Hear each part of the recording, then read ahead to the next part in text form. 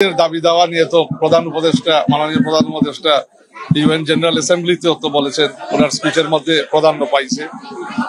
আমাদের দিক থেকেও বাংলাদেশ জাতীয় দল, বাংলাদেশ ন্যাশনালিস্ট পার্টি, বাংলাদেশের প্রধান বিরোধী দল নেশনস অপোজিশন পার্টি হিসাবেও আমরাও তাদের দাবি দেওয়া সমর্থন করছি যাতে এটা কার্যকরী হয়।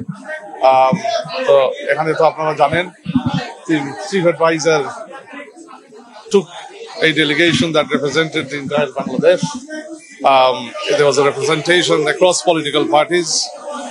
So it was to show that Bangladesh is unified and Bangladesh stands high in the international fora, representing its national interests, led by the Honorable Chief Advisor of the interim government. কোনো সংখ্যা নেই, interim সরকার যথেষ্ট আন্তরিক আছে, এটা টাইমেই হওয়ার জন্য। এখানে বিরোধী দল হিসাবে আমাদেরও সমর্থন আছে, তো ইনশাআল্লাহ টাইমেই হবে, ফেব্রুয়ারিতেই হবে নির্বাচন, ফেব্রুয়ারিতেই ন্যাশনাল নির্বাচন হবে। দিনক্ষণ তো উনি যখন আসবেন উনি জানাবেন, তখন দলও জানাবে আপনাদেরকে। ডেট যখন ফিক্স হবে তখন আপনারা জানতে পারবেন। অবশ্যই ওনার নেতৃত্বেই বাংলাদেশ জাতীয়তাবাদী দল নির্বাচনে পার্টিসিপেট করবে। He will be leading the BNP into the next national elections, general elections. So উনার আশা তো স্বাভাবিক, উনি আসবে, আর উনি যখন আসবে তখন দল থেকে জানানো হবে দিনটা। তখন it was a successful trip।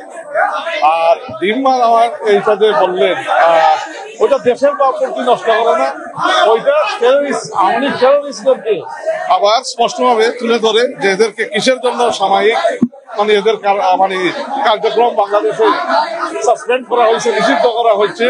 এই এভিডেন্স গুলো আমার এই সিদ্ধান্তকে আমি প্রমাণ করে যে এই সিদ্ধান্ত সঠিক সিদ্ধান্ত। এইটা মূলত ত্রুটি সরকারের কোঅর্ডিনেশনের, ওখানকার এম্বাসির কোঅর্ডিনেশনের। তো আমরা ওইটা অ্যাড্রেস করছি। There will be action. Foreign advisor has confirmed there will be action on the return of our delegation. So there will be action in that regard, particularly যারা ওখানে প্রোটোকলের দায়িত্বে ছিল।